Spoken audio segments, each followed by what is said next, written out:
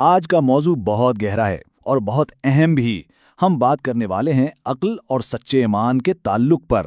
یہ سارا تجزیہ ایک بہت ہی زبردست خطبے پر مبنی ہے جو اس رشتے کی گہرائیوں کو ہمارے سامنے کھول کر رکھ دیتا ہے۔ اکثر ہمیں یہ سکھایا جاتا ہے، بلکہ یوں کہیں کہ ہمارے ذہنوں میں بٹھا دیا جاتا ہے کہ مذہب اور عقل دو الگ الگ چیزیں ہیں، ایک دوسرے کے دشمن ہیں۔ لیکن کیا واقعی ایسا ہے؟ یہی وہ بنیادی تضاد ہے جس سے ہمیں آج بات شروع کرنی ہے۔ یہ ایک بہت بڑی غلط فہمی ہے، کیونکہ حقیقت تو یہ ہے کہ سچے دین کی بنیاد ہی عقل پر رکھی گئی ہے۔ تو چلیں سفر کے پہلے حصے کی طرف بڑھتے ہیں۔ بنیادی اصول کیا ہے؟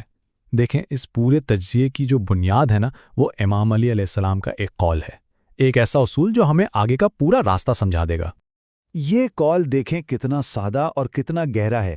سب سے بڑی دولت عقل ہے اور سب سے بڑی غربت حماقت۔ مطلب صاف ہے، کسی انسان کی اصل قیمت اس کی اصلی امیری اس کے بینک بیلنس یا جائیداد سے نہیں ہوتی، نہیں، اس کی اصل قیمت اس کی عقل، اس کی سمجھ بوجھ سے ہے۔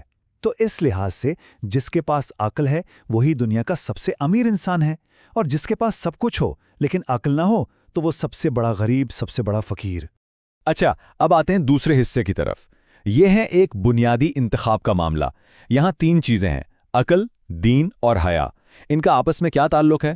اس کو سمجھنے کے لیے ایک بہت ہی زبردست روایت ہے، ایک کہانی ہے جو بالکل واضح کر دیتی ہے کہ ایمان اور عقل ایک دوسرے سے الگ ہو ہی نہیں سکتے۔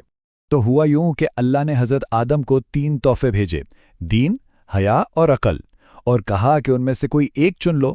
اب سوچیں حضرت آدم نے کیا چنا ہوگا؟ انہوں نے عقل کو چنا، اور جیسے انہوں نے عقل کو چنا، دین اور حیا نے کہا، ارے ہمیں تو حکم ہی یہی ہے کہ ہم وہیں رہیں جہاں عقل ہو۔ کیا زبردست بات ہے! مطلب جہاں عقل ہوگی، دین اور حیا خود بخود وہاں آ جائیں گے۔ ان کا وجود عقل کے بغیر ممکن ہی نہیں ہے۔ تو پھر یہاں سے دین کے 2 راستے نکلتے ہیں، بالکل الگ الگ۔ ایک راستہ ہے عقل کے ساتھ، یہ وہ دین ہے جو مسئلے حل کرتا ہے، جو لوگوں کو جوڑتا ہے، جو روشنی کی طرف لے جاتا ہے۔ اور دوسرا راستہ وہ ہے عقل کے بغیر دین، اور یہ راستہ مسائل پیدا کرتا ہے، لوگوں میں نفرت اور تفرقہ ڈالتا ہے، اور سیدھا گمراہی کی طرف لے جاتا ہے۔ نام تو اس کا بھی دین ہی ہوتا ہے، لیکن حقیقت میں وہ دین ہوتا ہی نہیں۔ اب چلتے ہیں تیسرے حصے کی طرف۔ یہاں ہم دیکھیں گے کہ اندھی عقیدت کتنی خطرناک ہو سکتی ہے، اور اس کے لیے ہم شہر انبار کی ایک کہانی سنیں گے۔ یہ ایک تاریخی واقعہ ہے جو بالکل صاف صاف دکھاتا ہے کہ جب لوگ بغیر سوچے سمجھے، بغیر عقل استعمال کیے کچھ کرتے ہیں تو اس کا انجام کتنا برا ہوتا ہے۔ تو ذرا منظر کو تصور میں لائیں۔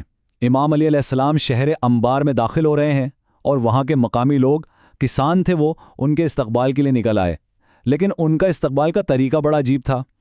وہ امام کے احترام میں ان کے گھوڑے کے آگے دیوانہ وار ناچنے لگے، اچھلنے کودنے لگے۔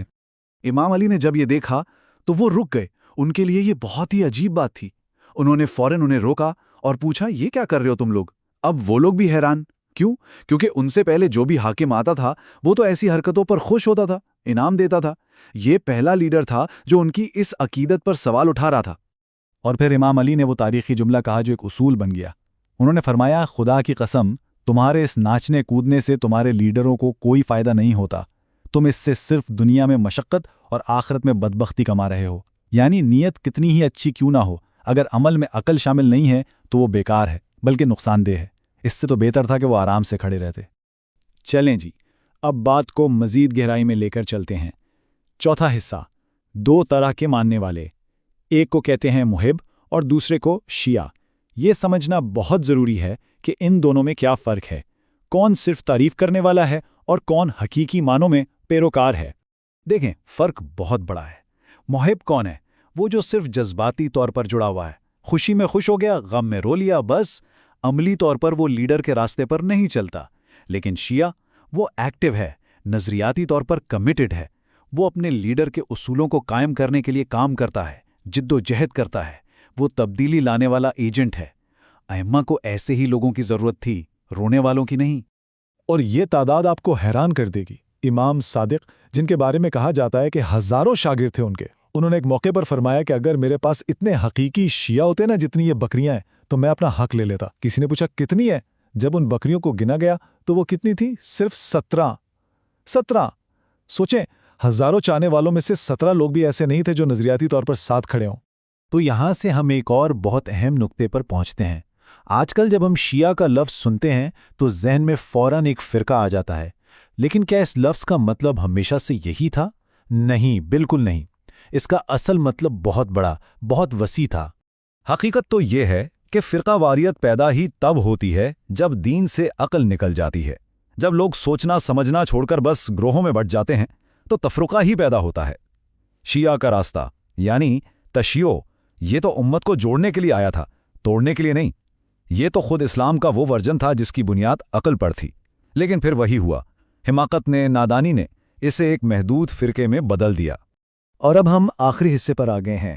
یہ سب باتیں سننے کے بعد آخر میں نتیجہ کیا نکلتا ہے؟ نتیجہ یہ ہے کہ ایک ذمہ داری کی دعوت ہے۔ یہ ہمیں بتاتا ہے کہ ہماری شناخت کیا ہے، اور یہ کہ شناخت ایک انتخاب ہے۔ یہ صرف تاریخ کی باتیں نہیں ہیں، اس کا تعلق سیدھا سیدھا ہماری اپنی ذات سے ہے۔ تو خلاصہ کیا ہے؟ بہت سادہ۔ جس طرح کوئی پیدائشی طور پہ ایک خاص خاندان میں پیدا ہو جاتا ہے، اس طرح کوئی پیدائشی طور پر مومن یا شیعہ نہیں بنتا۔ نہیں، یہ بایولوجی کا معاملہ نہیں ہے، یہ آئیڈیالوجی کا معاملہ ہے۔ یہ ایک نظریاتی حالت ہے جو ایک فکری سفر طے کر کے حاصل کی جاتی ہے۔ یہ ایک شعوری فیصلہ ہے۔ اور ذمہ داری کیا ہے؟ ذمہ داری یہ ہے کہ پوری امت کی اس متحد فکری شناخت کو دوبارہ بحال کیا جائے۔